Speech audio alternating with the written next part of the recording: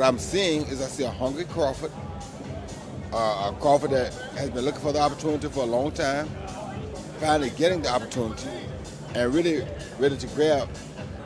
And it's exciting. You know, Terence is freakishly strong. He can punch. He's got good crack. He can fight from both ways. Orthodox southpaw. He can fight at mid-range, closer range, outside, and he can fight going both ways. So it's exciting. It's exciting. I'm going with Terence Crawford. You know, big weight jump, a dangerous fight, but somebody's got to prove to me that they can break Terence Crawford's will and that he can't figure it out against you. Few matchups in boxing history spark as much debate as a potential showdown between Floyd Mayweather Jr. and Terence "Bud" Crawford. Both men represent the pinnacle of their eras. Pundits and boxing pros have weighed in on who would emerge victorious if these two boxing masterminds ever shared a ring. The conversation isn't just about skill, but legacy. Mayweather's flawless mastery versus Crawford's versatility and killer instinct. Definitely one of the greatest. He's done shit that Floyd Mayweather ain't done. Like what?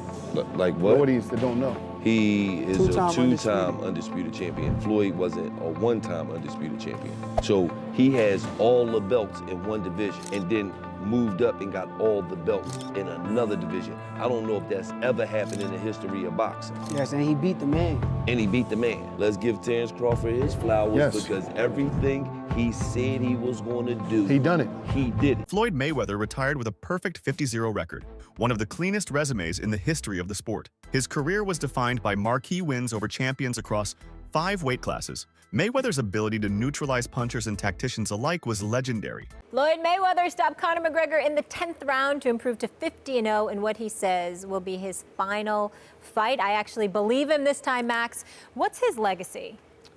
Well, he's one of the great pure boxers who ever lived. He is never cheated himself. He always was in condition. He had no off nights. That's why he won every fight. It's one of the reasons. Not because he's one of the best to ever do it, and because he was always prepared over a very long amateur and pro career. Amazing. Another reason is he carefully selected opponents, knew when and where and when and who to fight, and basically changed the paradigm in boxing. I'll translate. He flipped the script. I mean, really, boxing is basically, and this is just the way it is, and I'm a huge boxing fan, and I make no apologies about it, but it is fans and networks essentially exploiting fighters. That's how it works. We want to, and we demand a level of dedication and risk-taking with your health that's insane, right? Like, someone's getting their head beaten every which way, and if you quit, you don't have heart. You can't be a great fighter, which is true, by the way. It's a blood sport. And usually fighters wind up broke and punch drunk. And Floyd Mayweather flipped the script. He said, no, I'm not going to let the game play me. I'm going to play the game. Terence Crawford, meanwhile, has quietly built one of the most complete legacies of the modern era, becoming an undisputed champion in multiple divisions and proving his ability to adapt to every style thrown at him. His switch hitting, sudden power, and elite ring IQ have made him a nightmare for opponents, and his dominance at welterweight has elevated him into pound-for-pound debates, where only Mayweather's ghost seems to hover above him. Professional fighters and veterans have not shied away from weighing in. Everything is on Terence Crawford's side, all the legacy, meaning he only has the opportunity to win the belts. Saul only has an opportunity to defend them. Terence Crawford has an opportunity to be in a 5 division and the only person to win all 4 belts in 3 separate weight divisions. Why is Saul taking this fight? And I'm going to tell you why. Because there's some things in life more important than just the belts. And that 20-year career that Terence Crawford made, that all that he has, is very valuable.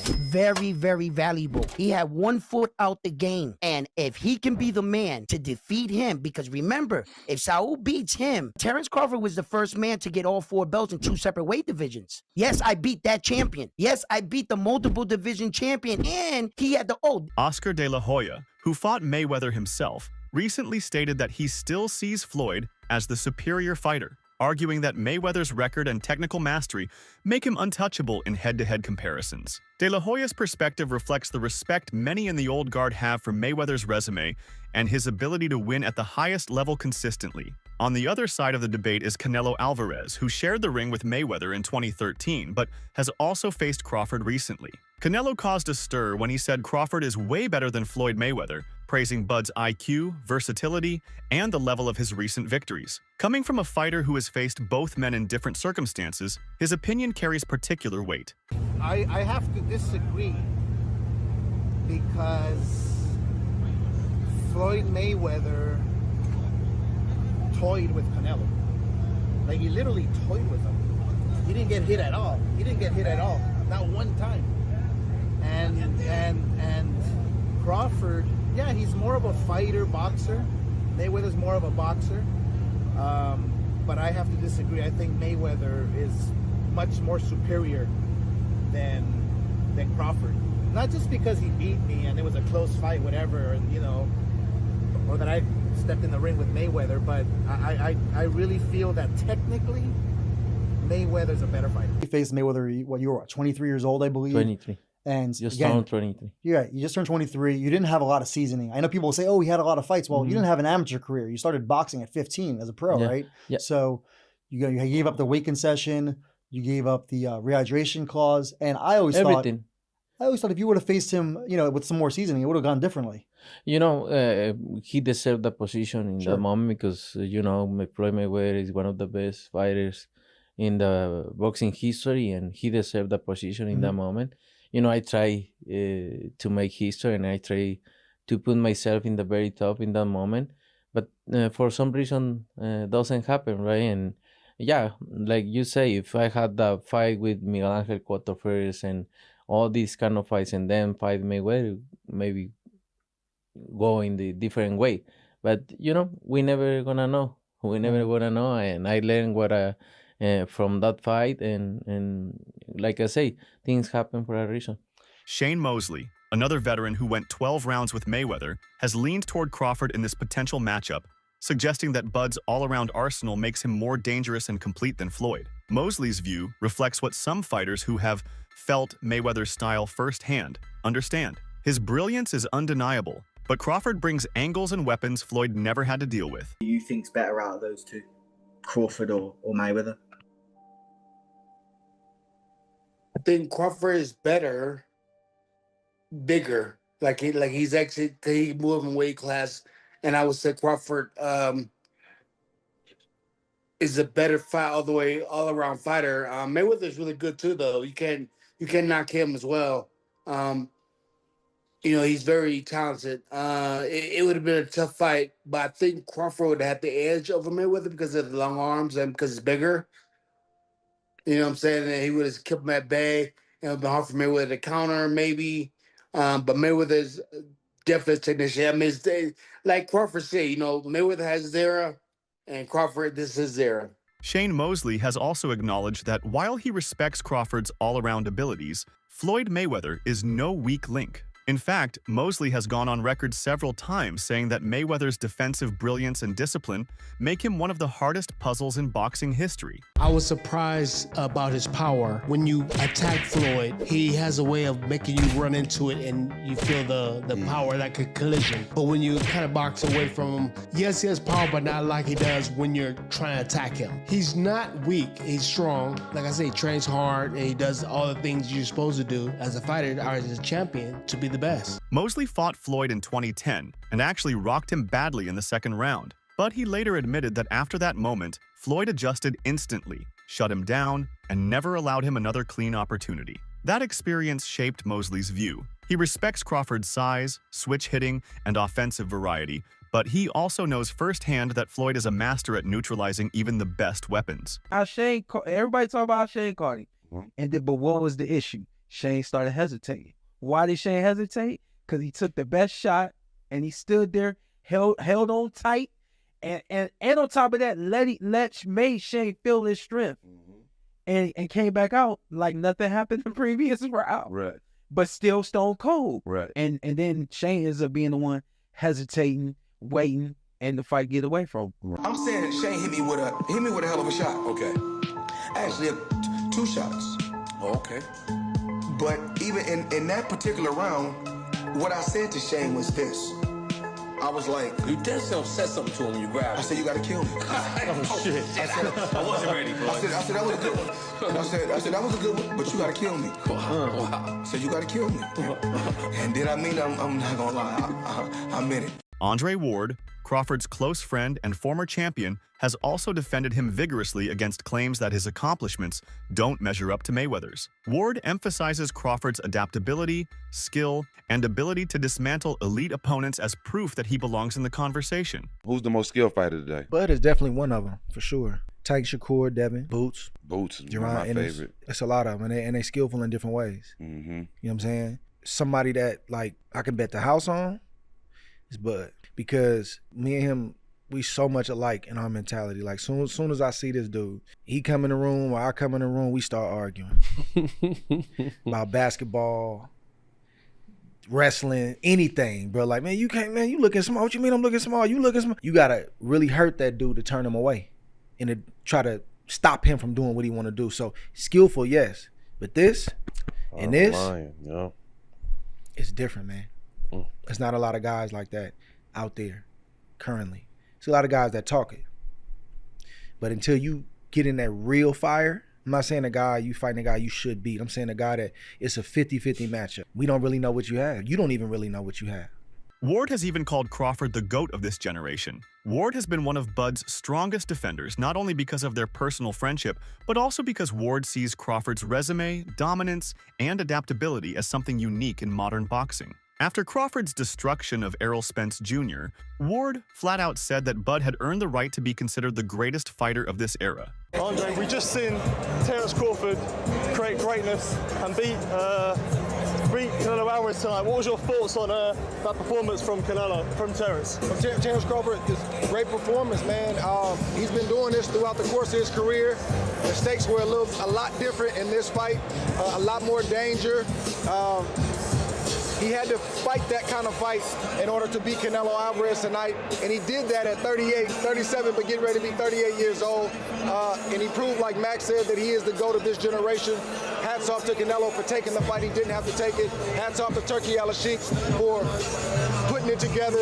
Just a great night for boxing. Yeah. How special a fighter is someone like Terence Crawford? There was no signs of a size disadvantage there. How special? You can see it in spots, but it wasn't significant. And I didn't think it was going to be significant. And people call me crazy, but I've been around Terence. He's strong. He's got a wrestling background, and people don't realize that he's been boiling himself down all these years and still being successful, not having to do that. His condition seemed impeccable, and his strength was there, the power was there enough to get respect from Canelo. So what more can I say? What would you like to see him do next? Do you think there's another fight after this? I'd like to see him be done. What are we boxing for at this point? What else is there to do? There's always going to be a YouTuber or a reporter or somebody conjuring up another challenge. We box to get ourselves in a better financial position, to build a name and a legacy. Those boxes are checked. What else are we doing?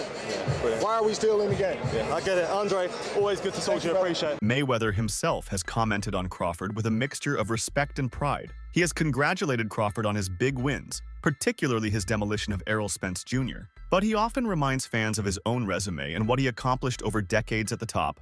Floyd, as always, positions himself as the benchmark against which others must be measured. That tension between admiration and legacy protection is natural. Mayweather has long prided himself on being regarded as the best of his era, and the idea that a younger fighter could threaten that standing keeps this debate alive. I didn't want them to fight. I really like both of those guys. Yeah. A lot. Mm-hmm. Like, I had a chance to hang around Earl. Had a chance to hang around Terence. And both guys, class act. It would look like I'm leaning towards one guy because I boxed one guy before. It was beautiful to watch, but also tough to watch to see what happened to Errol. Obviously, we don't wish bad on, Nobody. The best man won. If I was training him or I was in his corner, I don't think he should be fighting at 147 at all. I don't even think he should be fighting at 154. Really? I think he should be fighting at 160 or 168. Wow. It's just my honest opinion. Roy Jones Jr. has been vocal in placing Terence Crawford at or near the top of the modern pound-for-pound scene. He said that Crawford has been dominating for a long time and called him the king, P4P right now, with only the likes of Naoya Inoue breathing close behind. Roy has also criticized Floyd Mayweather's legacy, saying that while Floyd is great and belongs in all-time discussions, there are fighters whose primes and styles Roy believes would trouble him more than some give credit for. On the Crawford-Canelo front, Roy has described Crawford as a great small guy who might beat good, bigger fighters, implicitly suggesting he sees Crawford capable of handling Mayweather-type challenges. I'd rank him probably in your top 10, maybe even your top 5. Where do you rank Terence, in your opinion? I put him in the top 15, maybe the top 10, because he definitely has the skill of a top 5, just that he hasn't had the opposition that some guys were able to get, and that's not his fault. He just made one of the best fighters in his weight class look like nobody. That's pretty damn good. Now he proved what we already thought. We just didn't see him against the best opposition near his weight class. See, this is the thing people don't understand. This is what I like about Bud. He reminds me of Roy.